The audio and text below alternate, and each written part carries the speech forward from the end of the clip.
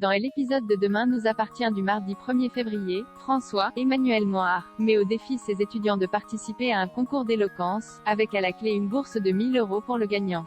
Comme il le confie à Maud Sixtine Dutheil, Jack, Dimitri Fou, souhaite y participer afin de se changer les esprits. Il désespère en effet de n'avoir toujours pas rencontré son crush virtuel. Au cours d'une conversation avec Maud, Jack est intrigué par un détail, celle-ci connaît le prénom de Simon, alors qu'il ne le lui avait pas donné. Pour avoir le cœur net, Jack décide donc d'envoyer des messages de rupture à Simon. Cesse le téléphone de Maud qui se met à vibrer. Celle-ci lui assure qu'elle ne voulait pas le blesser mais lui remonter le moral après son coming out. Mais Jack n'en croit pas un mot. Il est persuadé qu'elle a fait cela parce qu'il ne voulait pas sortir avec elle. Jamais il ne lui pardonnera. De son côté, Audrey, Charlotte Gassio, se fait draguer par un gros lourd accoudé au bar. Pire, alors qu'elle cesse de retourner quelques instants, celui-ci lui a mis une main aux fesses. Mais Audrey ne se prive pas pour le rabrouer publiquement. Une assurance qui a impressionné Damien, Adrien Robe, spectateur de la scène. D'ailleurs, cela a touché Audrey de voir qu'il était prêt à intervenir, si besoin. Finalement, Damien lui propose de se revoir, ce qu'elle accepte. Pourtant, Audrey regrette vite ce choix. Elle a peur que son statut de mère célibataire, de surcroît de 4 enfants, l'effraie. Si bien qu'elle décide de ne pas évoquer ses enfants face à Damien, et ce alors qu'elle va devoir partir tôt de leur rencard, pour aller chercher son fils à son club d'échecs.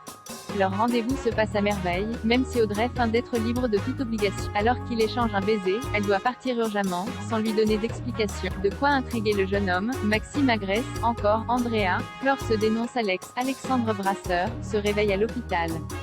Il a été intoxiqué au dichlore, un gaz qui peut être mortel. Heureusement Judith, Alice Varela, a réagi suffisamment vite pour qu'il soit hors de danger.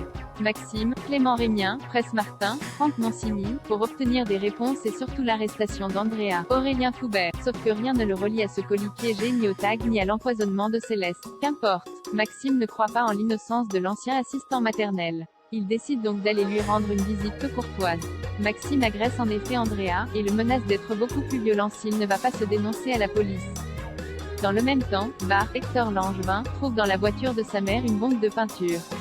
Flore, Anne Caillon, avoue alors avoir tagué la maison des Delcourt mais elle lui assure qu'elle se sent coupable, surtout au vu des récents événements. Elle décide donc de se livrer aux policiers, tout en leur promettant néanmoins qu'elle n'est en rien coupable du colis piégé. Pour Marianne, Luce Mouchel, cela ne fait aucun doute, c'est bel et bien elle qui s'en est pris à Céleste et à Alex. Si bien qu'elle en a parlé à la presse et un article est paru.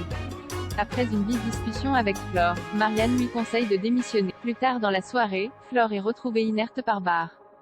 Quel coup n'a-t-il décidé de se venger ou acculer? A-t-elle fait une nouvelle tentative de suicide?